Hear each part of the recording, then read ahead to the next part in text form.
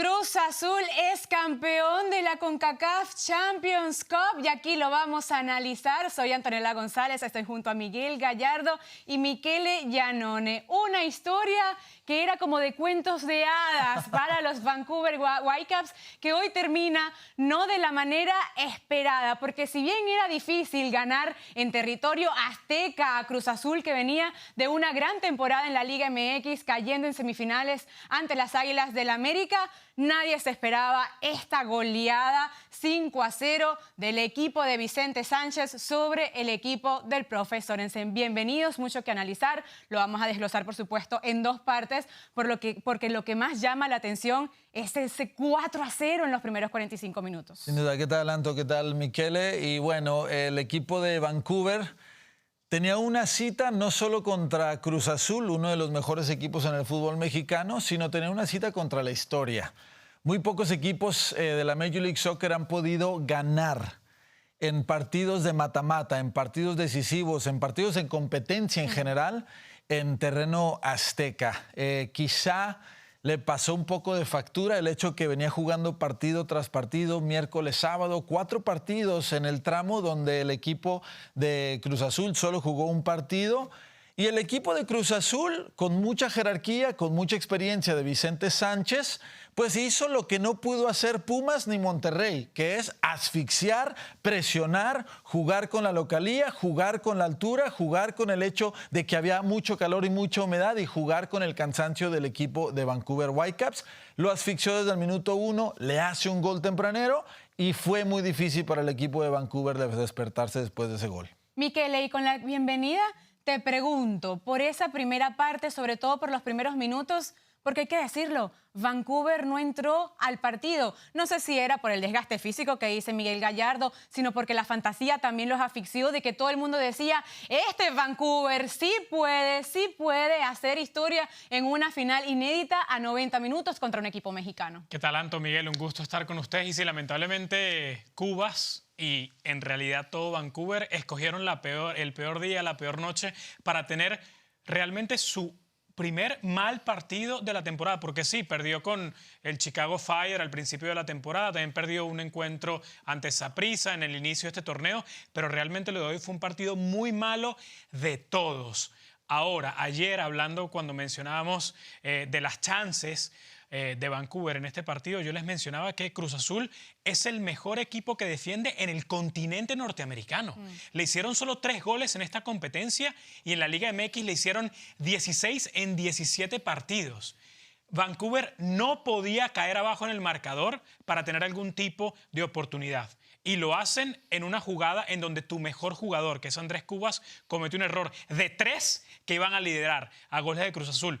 Un gol tempranero, Miguel, que además les corta las piernas en un ambiente que ya sabemos que es muy difícil de remontar. Sí, sin duda. El primer gol que llega, el de Ignacio Rivero, el del uruguayo, que llega al minuto 8, después Farabeligui al 28, Sepúlveda al minuto 37, Bogus al 45, eso determinaba el 4-0. Pero ¿qué puede pasar, Miguel? Porque tú has sido jugador, has formado parte de un colectivo, ¿por qué no se entra con la concentración sabiendo que tienes todo en contra? Primero, un estadio olímpico universitario donde el 90% de los asistentes, un estadio que se llenó con más de 50.000 personas, eran, por supuesto, fans del Cruz Azul. Solamente entre 1.000 personas viajaron para apoyar al equipo de Vancouver. La debilidad de ser visitante, de tener todo en contra. ¿Por qué el jugador no entró enfocado a esta final? ¿Qué pasó? Yo no diría que no entraron enfocados. Es que hay que darle muchísimo mérito a Cruz Azul, porque yo no creo que el equipo de Vancouver haya experimentado una presión tan asfixiante y tan bien organizada, porque no es nada más provocar el error, sino tener la calidad para aprovechar esos errores. Porque, ojo, desde el minuto 5,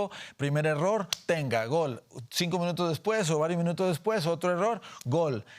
¿Y qué goles? Porque fueron golazos, no fueron casualidades, no fueron... Pero los dos primeros dos llegan por la equivocación. Pero fueron golazos. En salida de Vancouver. No importa, pero fueron golazos. Fueron definiciones de absoluto crack. Y esa es la diferencia en jugadores de jerarquía, que no solo es la provocación, no solo es el error, sino la calidad. La calidad técnica de hacerte pagar en momentos exactos. Y también yo diría que al equipo de Vancouver le faltó colmillo. Le faltó mucho colmillo en momentos claves. Tú veías a jugadores del equipo de Cruz Azul, Tacao que agarraba la pelota, creo que Rivero va y lo empuja y evita que salga temprano. Esas son cosas importantísimas que te empiezan a afectar mentalmente.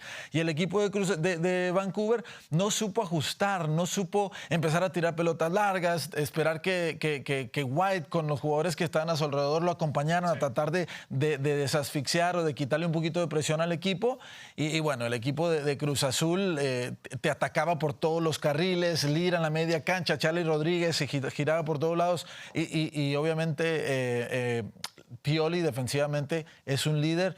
O sea, a Mier no lo vimos en la primera mitad, no lo vimos al arquero. Pero ni siquiera en la segunda tampoco. Mier estuvo tranquilito durante además, todo el partido. En el tema psicológico, hace una semana platicando con los chicos y el profesor Smetzer en Seattle, ellos mencionaban lo importante que fue mentalmente jugar el partido en México sabiendo que tenías la vuelta en casa. Y Vancouver llegó a este encuentro con la presión de que no se podían equivocar. Se equivocaron al minuto 8. Esa era la diferencia con respecto a los Seattle Sounders, que sí fue ese partido, esa final de ida y vuelta, con respecto al de Vancouver, que solamente era una final durante 90 minutos. Pesó mucho la ausencia, porque en esas equivocaciones de Cubas es porque su socio habitual en el mediocampo, hay que decirlo, es Sebastián Berhalter, acompañado de Vite, hoy salía Gando en esa primera línea de volantes. ¿Qué tanta falta hizo Sebastián Berhalter para el día de hoy? También pudiera ser un condicionante. No, absolutamente, Miguel. O sea, estamos hablando de quizás hoy en día el mejor volante 8, volante mixto en Major League Soccer, discutible, pero ahí está, ¿no?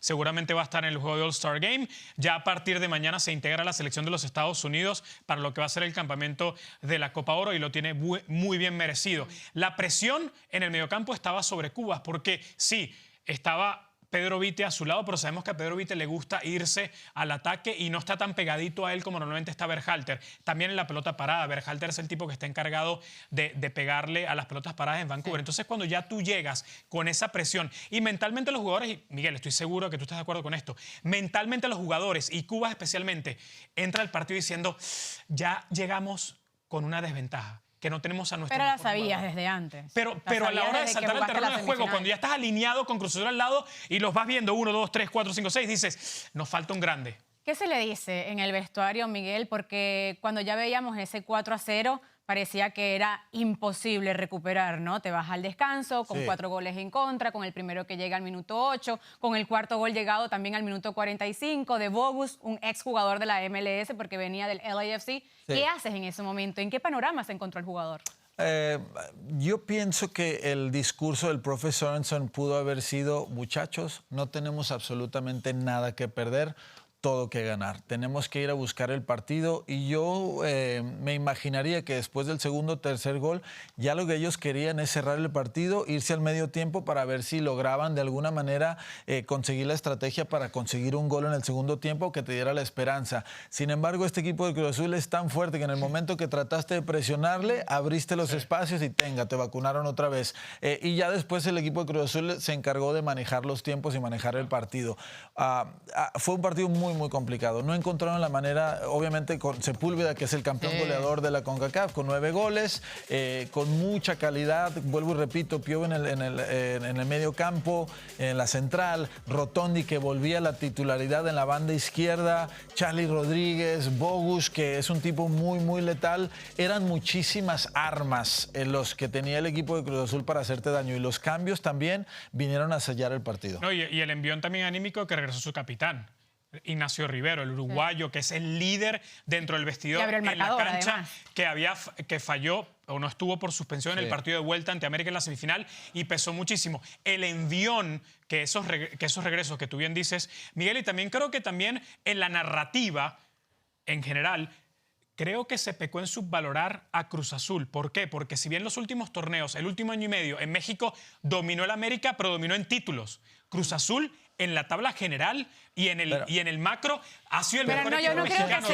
Yo no creo que se haya sobrevalorado. ¿Quién lo subvaloró? No, que no se haya valorado lo suficiente. Que no se habla... No, perdón. Yo siento que se valoró lo que Vancouver hizo en su trayectoria en CONCACAF, que se le dio mucho valor. Que no se habla de Cruz Azul como se puede hablar de Monterrey, de las estrellas, Sergio Ramos, el dinero, porque Cruz Azul no es un equipo que que gasta mucho dinero en comparación con el América, con Monterrey, etc. Bueno, Cruz Azul ha sido uno de los mejores equipos de la liga en los últimos años.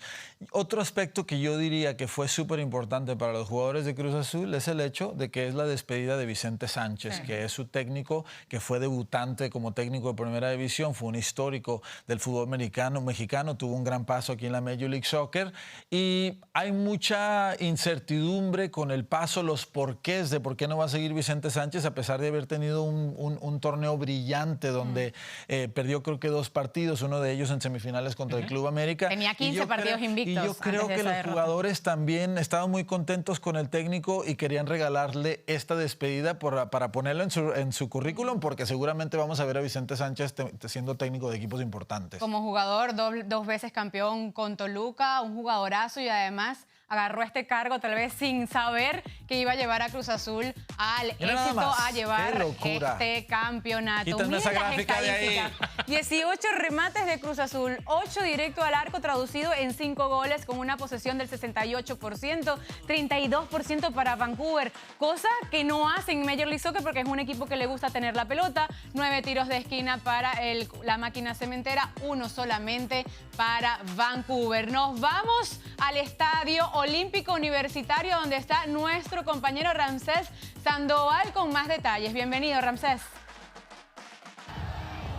¿Qué tal, Antonella? Un saludo para todos en el estudio. Ha sido un resultado sorprendente, un 5-0 tajante, un 5-0 claro, aplastante en lo que es Ciudad Universitaria, donde el equipo de Vancouver Whitecaps nunca pudo meterse al partido, nunca se encontró, nunca dominó un rubro de estadística en el cual es dominador, valga la redundancia, en Major League Soccer. Y también lo había sido en CONCACAF, el dominio de pelota, la posesión de la bola y la calma para tocar la pelota y mantenerse en los partidos. El gol tempranero a los 8 minutos prácticamente de la máquina cementera complica mucho al equipo de Vancouver Whitecaps. Me lo dijo Mati Laborda, me lo dijo Brian White, lo comentó el profe. Fue algo que les pegó y les pegó duro. Claramente el plan de Vancouver Whitecaps era salir a Ciudad Universitaria, a la cancha, y buscar mantener el 0 en la portería lo más largo posible, si me termina de escribirlo de esa manera. No le sale el plan al equipo de Vancouver, se va abajo muy temprano, el déficit es muy complicado, y después, cuando buscaba una remontada épica, de historia, en los segundos 45 minutos, viene el 5º gol muy temprano. No se le da, termina lo que fue una carrera histórica para este equipo, venciendo a Saprissa, venciendo a Monterrey, venciendo a Pumas, eliminando el primer equipo de MLS que elimina a 2 equipos mexicanos en terreno azteca, después sacando a Leo, a Busquets, a Lucho, a Alba, a Mascherano y a Miami en su casa, en el Chase. Termina la historia acá y se enfocará completamente en lo que es MLS, donde sigue dominando de una manera formidable. Antonella, Cruz Azul, campeón de la CONCACAF Champions Cup 2025. Regreso con ustedes. Gracias, Ramsés. Excelente trabajo. Qué bonito ambiente en el Estadio Olímpico Universitario. Cruz Azul, que tenía 11 años sin ganar este título. La última vez que lo consiguió fue en el año 2014 y lo vuelve a hacer este año, esta noche, en el 2025. Hay que decirlo, como dice, todo llega a su final. Nada dura para siempre. Ya vámonos a un karaoke. ¿Qué hacemos aquí? ¿Qué hacemos aquí? Analizando lo que le depara a Vancouver, sí, ¿no? Porque es muy interesante cómo puede esto afectar al jugador. Claro. En el sentido de que se ha escrito esta temporada una historia muy bonita con la llegada del profesor Ensen al inicio de la temporada, con un Vancouver que llega a la final, pero cómo esto puede o no ensuciar lo que Vancouver está haciendo en la Major League Soccer, líder de la Conferencia del Oeste, el equipo con la mejor diferencia de goles con 15. ¿Puede o no afectar, Miguel? No, muchachos. Hay que sentirse bien orgullosos de este equipo porque lo que han hecho es realmente histórico. Seguramente como jugador las derrotas duelen, especialmente en finales, especialmente cuando estabas a punto de generar algo histórico.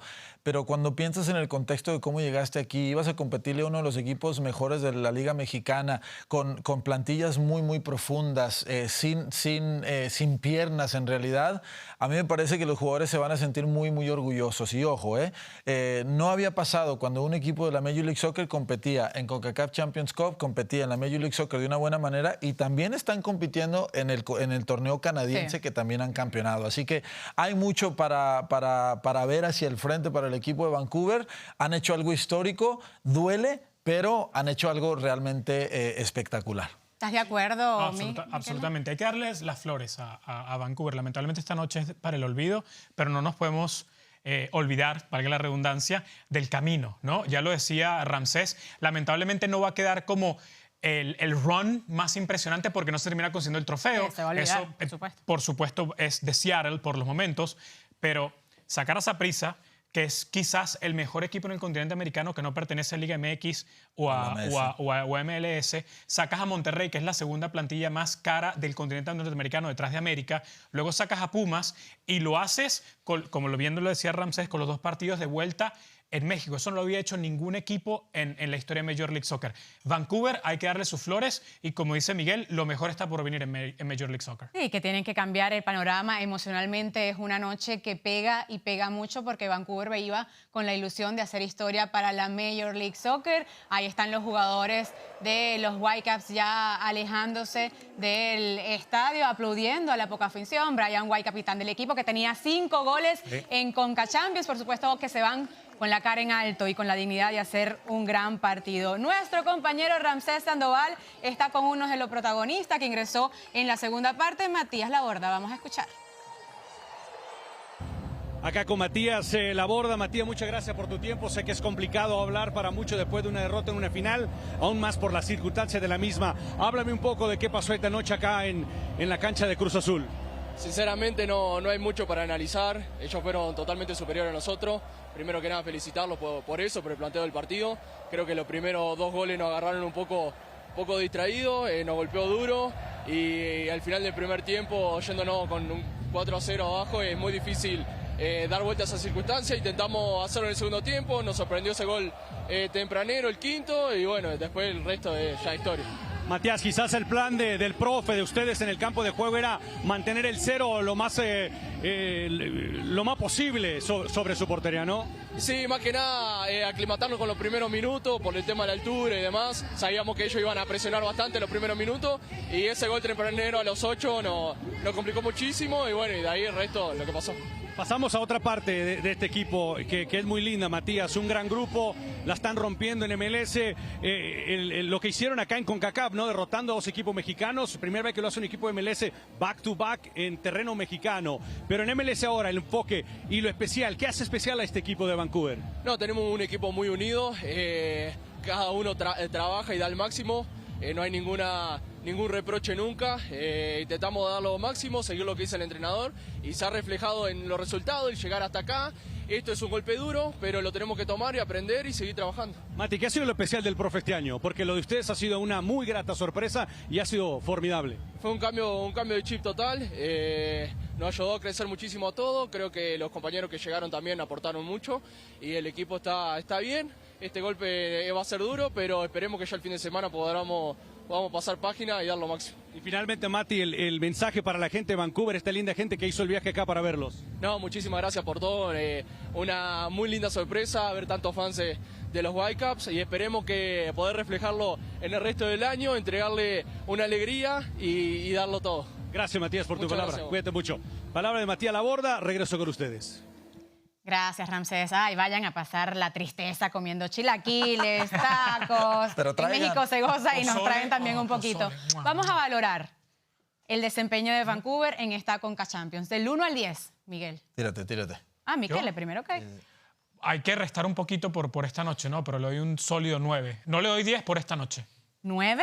Absolutamente. Con un 5-0... ¿Un 9? Absolutamente. El camino fue fantástico al llegar. ¿Estamos valorando la noche o el camino? No, el torneo, ¿no? El torneo en general. No, tiene que ser abajito de 10. No le puedes dar 10 porque no campeonó. Por la noche, claro. Y yo diría que hay muchas lecciones para aprender de esta derrota. Esto la experiencia, la concentración tiene que estar al 100%, no puedes cometer errores y también tienes que tener capacidad de reacción cuando cometes esos errores. Yo creo que van a crecer muchos estos jugadores después de esta derrota y el técnico también. Sí, vamos a repasar los últimos campeones, porque esto que hablas de la concentración, de la preparación, le pasó factura en la temporada 2024 al Columbus Crew en esa final ante Pachuca, que terminó conquistando ese campeonato. Los últimos campeones también, el León, los Seattle Sounders en el 2022, los Rayados de Monterrey en el 2021 y los Tigres venciendo al LAFC en el año 2020.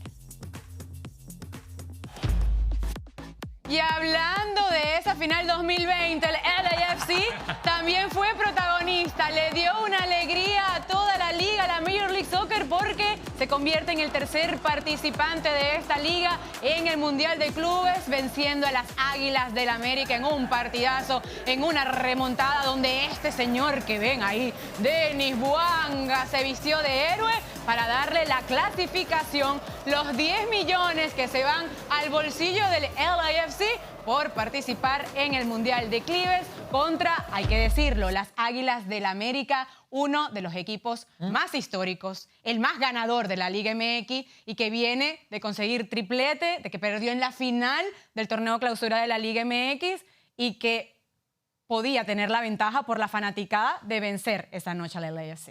Se puede decir sin miedo al debate que el América era el local en este partido, a pesar de que estaban jugando en el estadio del LAFC. La fanaticada en su gran mayoría era gente que venía a apoyar al Club América y eso es un factor importante. Menos Kendall Jenner. Claro, y claro.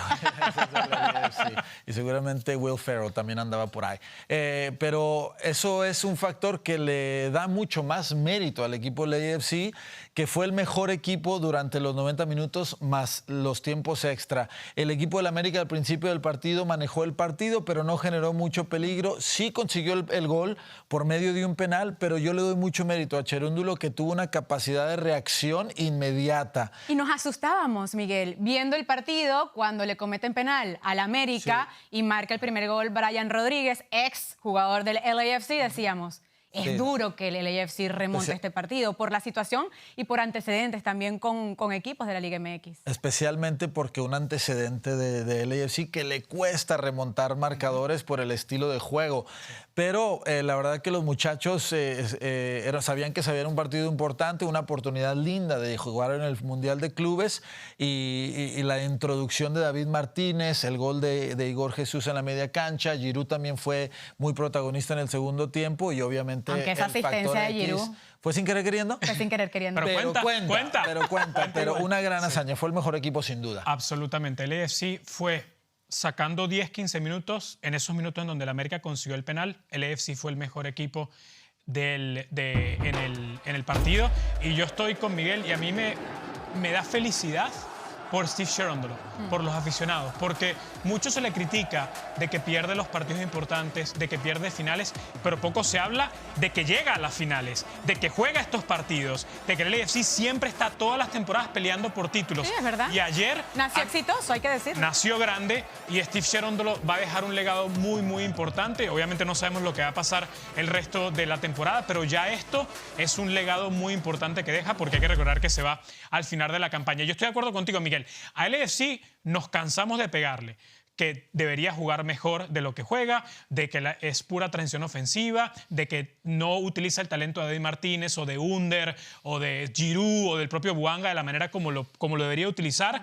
Y ahora hay que ver cómo el nuevo técnico implementa esto. Pero hablando de Cherúndulo, ayer fue una sorpresa. Hay que darle mucho mérito. El equipo salió a jugar, salió con el pie en el acelerador ante el mejor, como tú bien dices, equipo del continente en los últimos 18 meses. La confianza, porque Cherúndulo en una declaración dice, cuando metimos el gol del empate, el de Igor Jesús, todos alrededor sabíamos y palpitábamos de que no podíamos perder eso. Y eso se contagia desde el cuerpo técnico hacia los jugadores. Es que ahí tener una decisión. Tirarse otra vez atrás y manejar el partido de esa manera, pero olieron sangre. Sí, el que se tiró atrás fue el América después del gol, que es impresionante ver eso. Empezaron a presionar más y fueron justos ganadores. Y la sorpresa de que ahora tendrán 10 millones y además también la oportunidad del 1 al 10 de junio de incorporar jugadores. Estos son los 3 representantes de la Major League Soccer, el Inter Miami, que compartirá el grupo A con el Al-Ahly, el Palmeiras y el Porto, el grupo B, el grupo de la muerte, Atlético de Madrid, Botafogo, el actual campeón de la Copa Libertadores, y el Paris Saint-Germain, que nada más y nada menos es campeón de la UEFA Champions League. Y el grupo D, que debuta contra el LAFC, que debuta contra el Chelsea y también comparte grupo con el Sporting Esperanza de Túnez y Flamengo. Un detalle rapidito, lamentablemente al LAFC le juega en contra, que esto no estaba planeado hace unas semanas, y no va a poder jugar ni un partido en casa, a diferencia de Seattle y Miami. Totalmente, eso es un buen punto.